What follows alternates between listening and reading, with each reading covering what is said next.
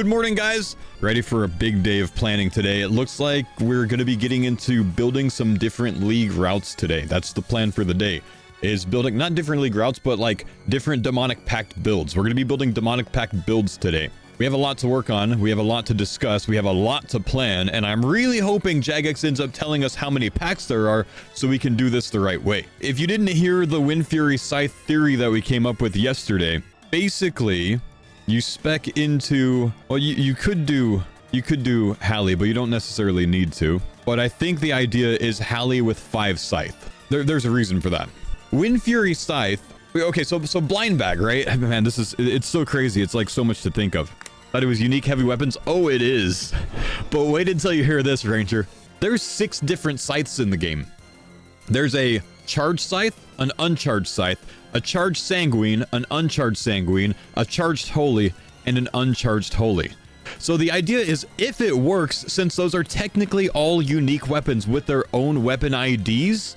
Did Husky confirm this? It hasn't been confirmed, but since they're all unique weapons, it follows this right here, which says for each unique heavy melee weapon, your chance to trigger blind bag is increased, right? So the idea is you can swing with a scythe, get 3 hits off of it, by the way, and then swing up to 5 times with more scythes. I don't know if it's going to work, but if it's going to work, I think it makes the most broken melee build that you can make. But I think it can actually be improved a little bit. If you go Hallie Wind Fury Scythe, you do 5 scythes, so you don't need to get as many, which, by the way, this is like such a pipe dream because you have to get so many mega rares for this. You know, I'm just saying. Now, there's 100 TOB tasks, so maybe you get multiple scythes in the 100 TOB tasks. You should get like 4 or 5, right? It gets better because if you use a Hallie as your main hand weapon, 1, you attack from 7 tiles away, and 2, look at this right here. Your maximum hit when attacking with a melee weapon is increased by 12%. So I think Husky said 40 on Discord in response to anything, or is he confirming something? Do we get 40 points? 40 in Jagex information on Discord. Oh my gosh. Everything we built yesterday was off of 30. Brother, if we go 40... Well, I guess it just adds more hybrid potential. But basically, Mega Scythe Hallie is what I'm thinking about going now, which is like Hallie, max distance, plus 12% max hit for all of the blind bag hits, I think. I don't know if it would roll that way, and I don't know if we can use multiple scythe, but I think. You said Twitter, yeah? Oh, I remember doing this. Oh no. Combat masteries in League 6 are now a skill tree with around 100 nodes, a system built around choice, experimentation, and player identity. These new branching powers are called demonic pacts, and they represent the power that Yama has kindly given to us to play with. Rather than being told how your power grows, I love the Yama voicing, man. Pretty fitting for leagues. The demonic pacts are mainly made up of melee, ranged, and magic nodes. Some give you powerful new effects and abilities, while others will give you more focused style-specific buffs. You'll also have access to neutral nodes. These are powerful nodes within the tree, not tied to a specific style, but can help give you more general upgrades to your build. So, whether you want to specialize deeply into one combat style, become a hybrid or tribrid, or make your own very specific build, the choice is yours. We've taken inspiration from other games that have vast pathing trees for exiled adventurers with the freedom to really experiment with your build. We want players to feel truly powerful. Not just numbers go up powerful, although it will do that too, but powerful in a way that feels personal, intentional, and sometimes even a little game-breaking. Whether you're increasing attack speed, enhancing special attacks, powering elemental spells, or leaning into defensive play. Each choice should change how your character feels to play. The previous iteration of Combat Masteries delivered some of the most memorable moments in leagues. Huge damage numbers. Wait, did he scythe? We'll look back, hang on, we'll look back, hang on. And that feeling of becoming unstoppable, like Darox with Echo Hits. But we also noticed players often followed the same optimal path. Their choices were powerful, but largely predefined. So rather than designing a list of upgrades and asking players to unlock them in order, we completely flipped the process. We started by asking ourselves, what kind of combat fantasies do players want to live out in leagues? What weapons or styles do players already love, but don't always get to fully lean into? From there, we designed individual nodes around fun, focused ideas, and then connected them. Literally. in a way that encourages exploration rather than prescribing a single path. And while there's a lot of depth here, this isn't something you need to overthink too much. Even if you regret your initial choices, don't worry, there will be options to reset the tree. To help wrap your head around our new direction, we've worked closely with our friends over at the OSRS Wiki to build an interactive demonic pact tree. So we've also launched a news post alongside this video and the skill tree to give you a more detailed look into how the points work, different elements of the tree, and much, much more. We're sure many of your favorite creators will also be sharing their recommended build paths, so you can follow along if you'd like to. So, head to the link in the description and start exploring the demonic pacts for yourself. Prepare yourself. Is it him that voices it? My league draws near. Okay, hang on. I'm gonna glance back real quick. Someone said something about Echo Amox in the background. Like we knew Echo. I guess we can see a little bit of the fight, huh? Some give you powerful new effects and abilities, while others will give you more focused style-specific buffs. Okay, watch powerful this. in a way that Scythe, feels personal, bopper, intentional, and sometimes even scythe, a little game-breaking. Bopper. Whether you're increasing... No, okay. Someone said that it was 2 scythes. That looks like blind bag triggering twice. To me, this looks like, you know, maybe a blind bag hit, because he's main-handing the boppers because he keeps them on, see? So he boppers and then gets a blind bag with a double echo ranged hit, which is really cool. Look at the damage splats. Look how many damage splats there are. Bopper, range hit, scythe. Like, damn. All right. Well, that's a lot of information, guys. That is a lot of information. Blog post has point unlock tasks. Wait, what? So this is the in-game interface. You have 130 to choose from. These points will be your currency to unlock demonic pacts. Each pact will cost 1 point, and if you gain all of them, you'll have a total of 40 pact points. You'll get 9 from global tasks, with 2 given during the tutorial, so you get to start with 2. 4 from Varlamore, 6 from Karamja, 7 for each additional area unlocked. To give you an extra helping hand with your planning, below are the list of tasks within each area. Oh, these are all of the tasks for all of the demonic pacts. Oh, okay, let's look at them all. See which areas are like, holy shit, and which areas are like, that's not so bad. So let's see. Complete the league tutorial, open the league menu, defeat a hill giant, so 3 really easily, 50 combat, 4, protect from melee, 5, but you gotta solve getting 30 prayers so you can use bone shards. And then you have 1, 2, 3, and 4 echo bosses. And killing the echo boss gives you a pact reset, apparently. So I guess we get 3 resets overall. Zaya's hella cock-blocked? Really? Is it? 1 Huey kill. So, I mean, that's easy if we mass it as well, right? We can get a mass together for Huey and get that no problem. So 5, 6 pretty easily. Wave 12 of Fortis, that's full completion of Fortis. Awaken Vardo and Avernic Treads. Okay. Karamja gets kill a steel dragon, that's... I think we're at 6 easy tasks. Defeat a Czar, 7 easy tasks. Zarrek's 3rd challenge, you need the Fire Cape and Triple Jads for that. Wait, you need Infernal Cape for this, because you can't do 3rd challenge until you get Infernal Cape, I think. Interesting that they put those out of order. Fire Cape, Special Challenge, which is very tough, by the way. You can in the league? Oh, can you really? Oh, okay. You can do challenge without Inferno in the league. Okay, okay. Equip an Infernal Cape. Okay. Asgarnia. Defeat a Troll in Asgarnia, Royal Titan solo, Dragon Defender, Awaken Whisper, God Sword, Bellator Ring, Nex solo. Whoa, that's pretty cool. Set a Mummy ablaze in Desert, cast Ice Barrage, Awaken Leviathan, Dragon Chain Body, Masori, Venator, Osmumten's Fang, Ornament. So Desert's pretty difficult overall because it's kind of like this is the easy one and this is the easy one, but this is pretty high mage level to get there, though you can get it pretty quickly. Everything else is kind of up there grind-wise, right? Like, this is easy, easy, easy here. So 3 easy here, and I'd say 2 easy in Desert. Desert's 300 with a 200. Yeah, I guess the Osmumten's Fang's not that bad, but you still have to get a Fang drop, and some of us that's taken 40 raids for in the past in a league, just for what it's worth. Fremi. Defeat a Cockatrice, 8 Penguins in 5 seconds, Muspa, Basilisk Knight, 4 really easy. Magus Ring, Vorkath, Awaken Duke. So 4 really easy in Fremennik, so you can get that quickly. Kandarin has Demonic Gorilla, Myth Dragon, Kraken 50 times, Trident of the Seas, which you probably get from the 50 Krakens, Zenite Jewelry, Abyssal Tentacle, Occult Necklace. None of them are very difficult. Some of them take time. Karend has 1 Grubby Chest, 150 Lizard Shaman, a Skatizo Kill, 25 Chambers. So these 3 are really easy. 25 Chambers, Lance, a piece of Radiant Oathplate, any Ancestral piece. Oh, that kind of sucks, actually. That kind of sucks having to get Radiant Oathplate done, man. Whoa. Okay. I mean, we're league buffed, but still, that's a lot harder than some of the other ones. Mauritania, Werewolf, Araxer Kill, Slayer Helm, Blood Fury, any full Barrow's armor set, 25 Theaters, and Fasani's Nightmare. Okay, that's very achievable. Taranwin, defeat a Black Dragon, Corrupted Gauntlet, Zalcano, Dark Bow, so 90 Slay, craft a Toxic Blowpipe, use Prey Altar to restore 90 Prey points, and equip a Corrupted Weapon. Okay. So fully charged Bofa or Blade. That's pretty easy. That's pretty easy.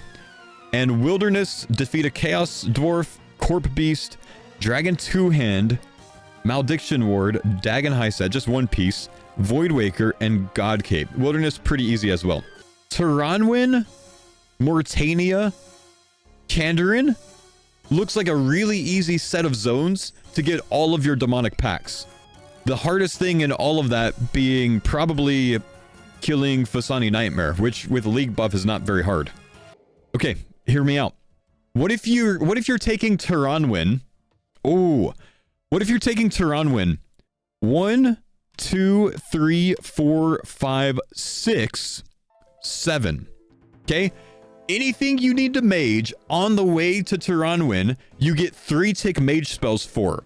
And then once you get to Taranwin, you can do Hunlif in the Gauntlet and CG with a 1-tick staff, 5 to 1.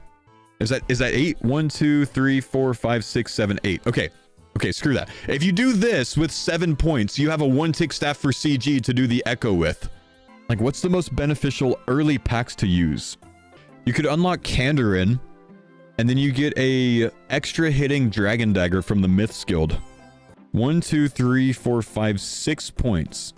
7 points with the middle one. 7 points, and you get a 40% extra hit Dragon Dagger at 3 tick. Or 1, 2, 3, 4, 5, 6, 7 points, you get a 2-tick bow. 2-tick bow could be really good. What bow though? Genuinely, you can go get a maple shortbow from the shop, right? 2-tick maple shortbow could actually slap. And then you could push fletching early, technically, if you're woodsman. Well, but you got to get a magic log though. And you don't want to do that much woodcutting, I think, that early. But you can get a maple bow very quickly. And a 2-tick maple bow with like what, Addy arrows, I think could actually slap. But melee rush actually might make a lot of sense. So you can get through the moons faster, get to an Addle, and then potentially respec. But then you're not really helping your future grinds if you're not going darts. Can echoes trigger blind bag? I don't think so, but I think with this one right here, your blind bag I think can trigger an echo. Because the echo hits as if it's a ranged attack, and blind bag only triggers off a melee attack. But what I think you could do long term, I think this would work. If you go blind bag to here, and then unlock the 5% chance at an echo range, I don't know if it would be worth it, but it could be worth it to get this one as well. So like maybe going like a blind bag with like an Addle alt for range, and then you get the extra echo hits, and melee strength increases your range strength. So like you have a hybrid setup with blind bag, maybe even Hallie blind bag if you want it, or like Scythe blind bag with a Addle, and then your melee blind bag hits can trigger ranged echoes. Blind bag with a 25% max hit crossbow increase. Okay, so look at how ridiculous this could be, right? This could be insane. I was thinking about this morning. If you go Noxious Hallie blind bag, okay, you don't necessarily need to spec into the 2 tiles for 2% special attack energy, but you do need this. So if you go Noxious Hallie blind bag with extra echo range hits, you can spec over here with crossbows. Okay, so look at what this ends up doing. This could be kind of interesting. Maybe you go with this as well. I'm not really sure. We're at 33 points spent. And then you can go perhaps right here. 39 points spent. To explain this, you're at a long-range Halley build, so 7 tiles away. You hit with your Halley, which can trigger a ton of blind bags, and then you can switch to a crossbow for a guaranteed max hit. And then, when you max hit from at least 3 tiles away, your next hit from a different style deals plus 25% damage. So you go crossbow hit, long-range Halley hit for plus 25% damage. I don't know if it triggers plus 25% damage on all the blind bags, but it could, maybe, I don't know. And then crossbow, max hit guaranteed, plus 25% damage on your next Halley swing, back and forth. And your Halley swings are already plus 12% max hit because of the relic here. With something as vast as demonic pacts, it's going to be impossible for absolutely everything to be clarified, so I'm going to skip over the smaller interactions and try to cover some of the bigger ones. There's always going to be niche interactions you discover once the league launches. That's just part of the game. Also aware this list might need to be added to over time as more info comes out. Neutral, all accuracy bonuses are additive and not multiplicative.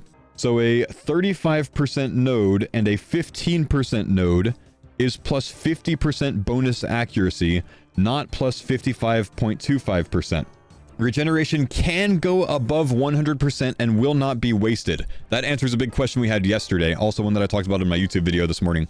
At 100% regeneration, you will not lose runes or ammo. At above 100%, you'll start profiting them. Defense level boosts do not stack with defense potions.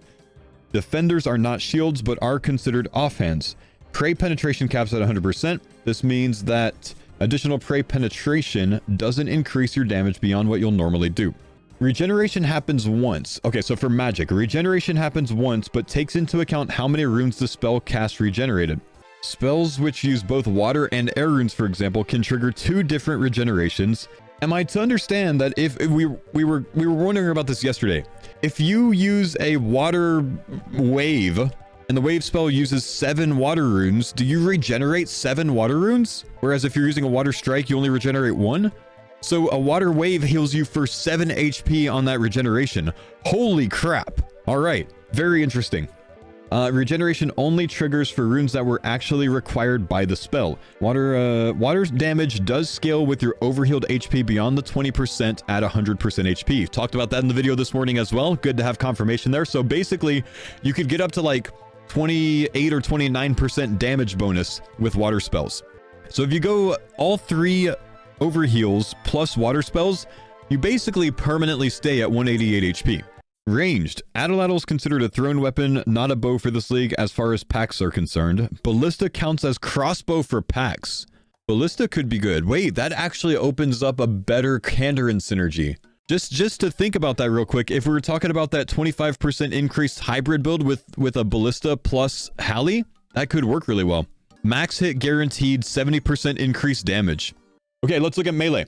Defenders are not shields. The Din's Bulwark does count as a shield though. Works with thorns.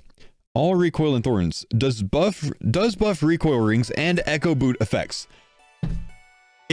Bro, that confirms it. Just good luck getting hit with that high defense. Okay, that's fair. But what if you don't pray mage on something? Do you get enough damage on something to like... Because like you'll get bopped with mage. Could be good against mage attacks, but then you got to live through the mage attacks, of course, right? But that's like 60 chip damage every time you get hit with the proper build.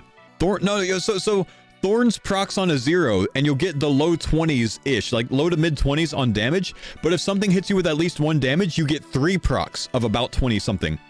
Because you recoil and you echo boot recoil. So that's like suffering and echo boots are the synergy there. 3 big hits instead of 1. You have to take damage for the other 2 to hit though. Let's keep going. Thorns damage counts as a melee attack, so if a target is immune to melee, it will not deal damage, but it will work against targets normally immune to recoil damage. So it's not going to thorn the Olm head. Bad synergy with Olm, I think. Stuff like that. Blind bag is triggered once per attack, not per hit splat. So a scythe can trigger it only once. Very good consideration there. Thanks for clarifying that. When a blind bag attack occurs, it works as if you swung it yourself. So set effects like Darok will work and the scythe will hit 3 times against large targets. Blind bag will not cause you to run up and attack if you have this with the Halley. It'll work fine from 7 tiles away. look at this synergy again real quick before we go back to this. Just glance at this one real quick right here, right? Your maximum hit when attacking with melee weapons is increased by 12% if you're at max distance with a Hallie. I think that would increase all of your blind bags by 12% max hit as well if you're at max distance, because you don't run up for the blind bag hits. Yeah, it does.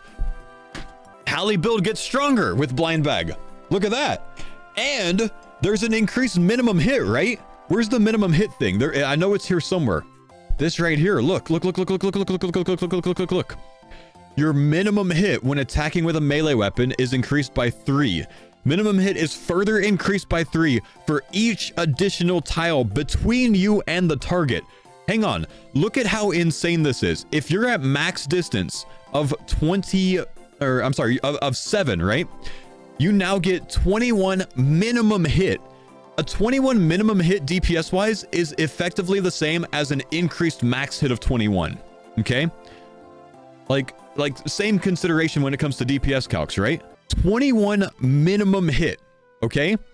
And an increased max hit of 12% on your Hallie and every single one of your blind bags. Each of your blind bags has a 21 minimum hit, if I'm reading that right. That could actually make blind bag nuts. Won't that only be good for stagnant enemies? I mean, this is mostly a Mortania build. Everything in the TOB basically, except for what Nilo is stagnant. Well, I mean, and Verzik, but like you can get big benefit on a lot of things there, right? You can attack bloat from max distance. Brother, you can attack bloat from around a freaking corner nearly.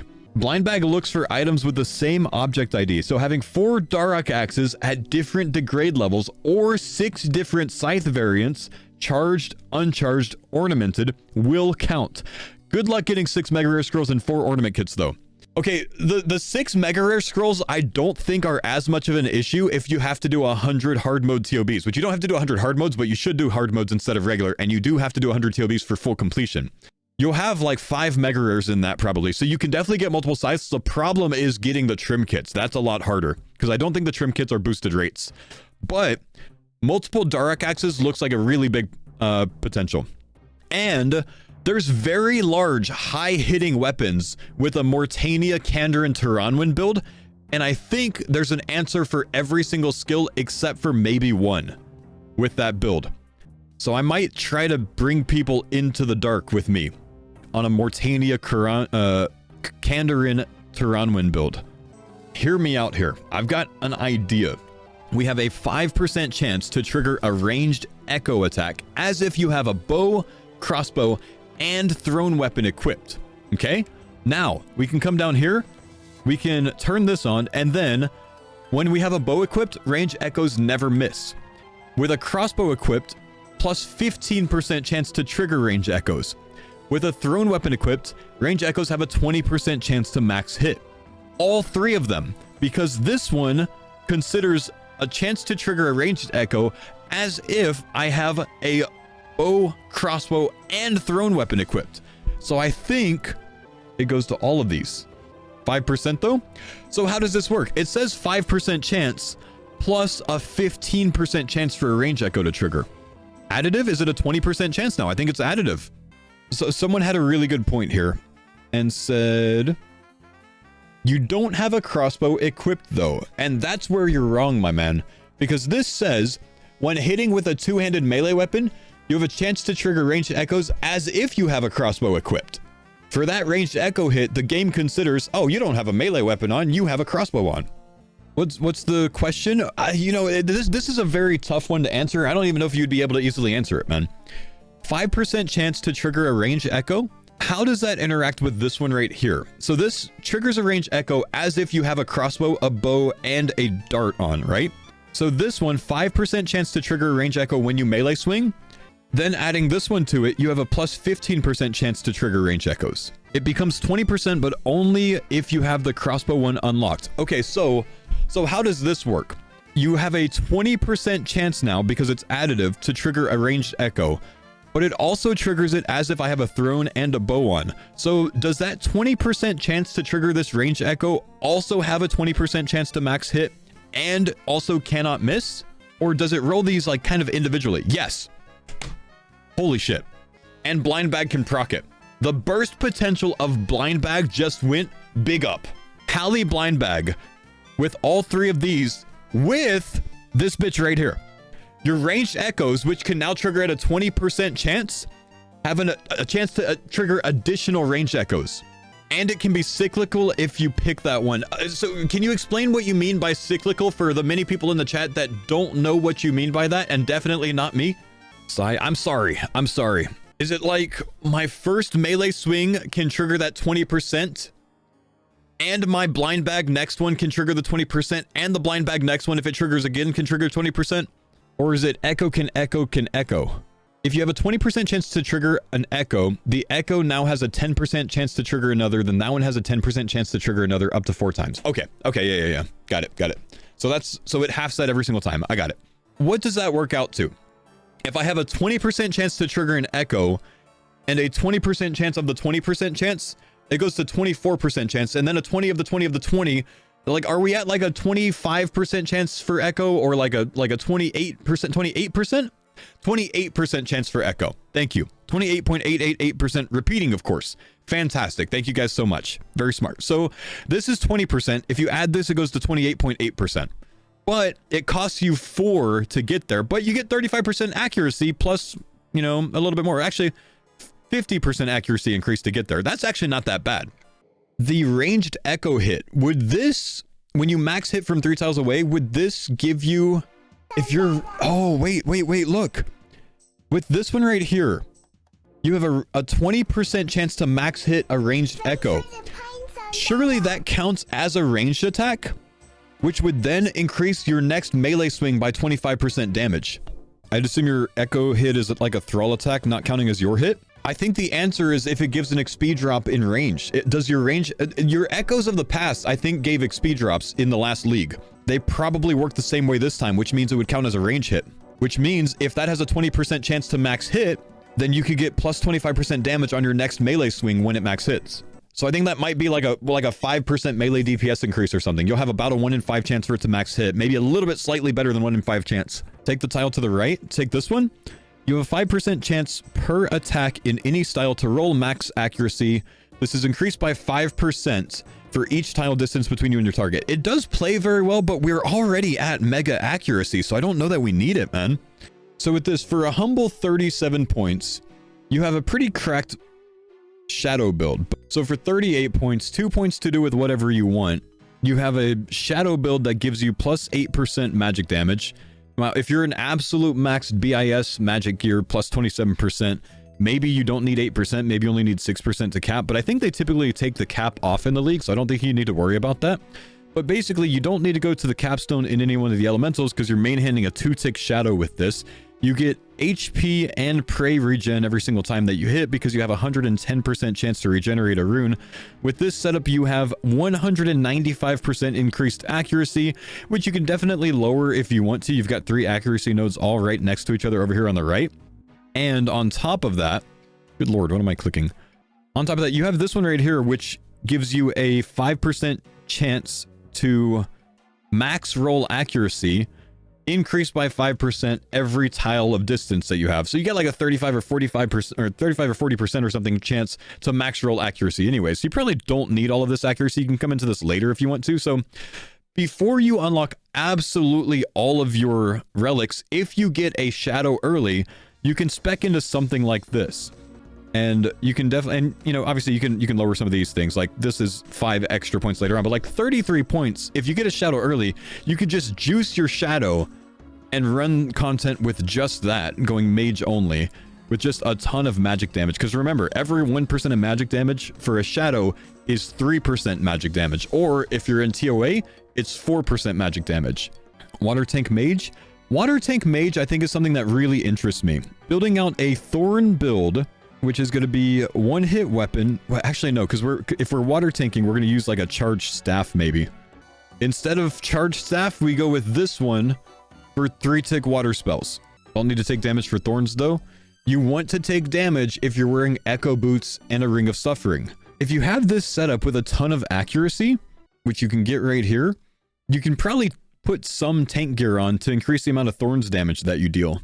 So this is kind of interesting here, right? I only made this pretty quickly, but the idea behind it is a mega accurate Thorns build for mage healing. So it's a mage Thorns build where you can reflect a lot of damage, particularly if you have Kandarin as a zone, but you're mega accurate. You don't bump defense too much. Okay, let me break this down, right? So you won't be able to use Devil's Element with it. No, you won't be able to use Devil's Element with it. But let me just kind of, why so much Prey Pen? Because we had Prey Pen points left. We had points left over. You can put these anywhere. I just kind of like toss them there to see. Like we don't have to use all the points to get here. So you've got a little bit of playroom depending on what you want to do. But the idea is, if you are doing any PVM content, something like this kind of concept, maybe not this exact build, but this concept could be used to AFK boss pets at the end of the league, right?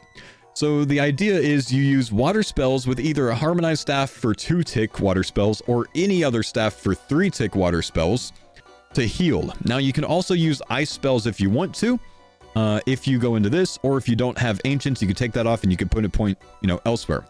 An ice barrage would heal you for 6 HP, I believe, per hit splat that you do. So I think if you're attacking multiple things, then you get a lot of healing from that.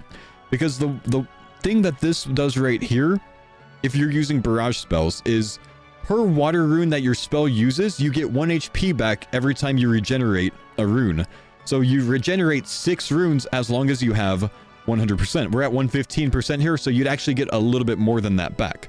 Also, if you're using water surge instead of ice barrage, you end up regenerating air runes as well. A water surge uses 7 air runes and 10 water runes. So you have a guaranteed chance, plus a little bit extra, to get 10 HP back every single time you cast, and 7 rolls of a 15% chance. You also get 60% healing on top of that. So I think you actually get more than that back, right? So this is like a permanent healing mage route where you also go into Thorns. So you have to wear a shield. So if you're wearing an Elodinus ward, if you're wearing a Malediction ward, even an anti-dragon shield, if you don't have something better, you'll be able to, 1, if you take 0 damage, you get 2 HP and you get 2 prey points back.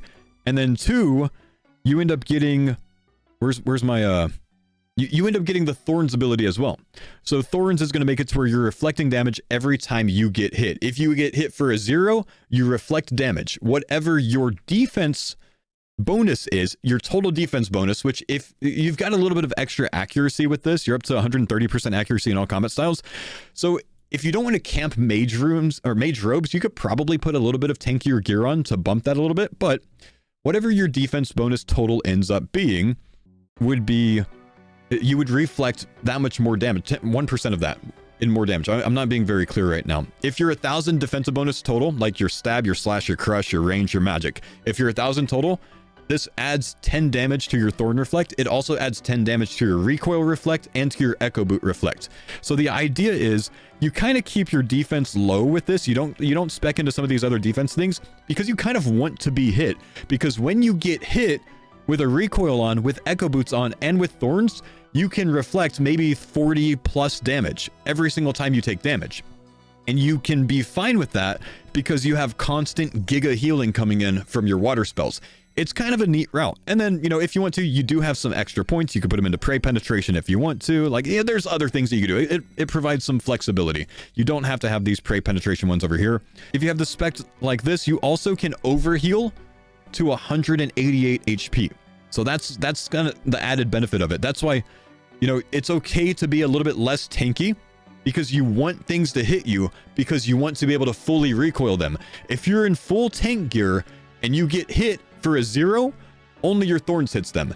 If you get hit for a 1 to 50, your Thorns, your Recoil, your Echo Boots hit them. So since you can overheal to 188 HP with the plus 90% base hit points, Thorns can go hard. Sunlight Hunter Crossbow main hand, 3-tick, max hit, double accuracy. So what's going on here is he's max hitting with a Sunlight Hunter Crossbow potentially at a 3-tick. So a 3-tick max hit into a Noxious Halley, plus 25%. Then you put the crossbow back on, 3-tick into a Noxious Halley. Much more benefit out of your plus 25% than you do from getting the 7-tick crossbow into the plus 25%. That's very smart. Guys, we'll figure this out more tomorrow. I'm going to go ahead and end things here today, but we'll get back to the planning tomorrow. I'm hoping we get the task list. Hey, my stream will start a little bit late tomorrow because I'm going to be on the Jagex live stream. And I think I've got to be on a call with them a little bit before my normal start time. So I will see you guys on the Jagex live stream to start the day. So myself, Skritic, and Double Shine, I think are going to be guests on that for really just a lot of our league theory crafting. Either way, take it easy. Thank you guys for chilling today. Thank you for the love. Goodbye.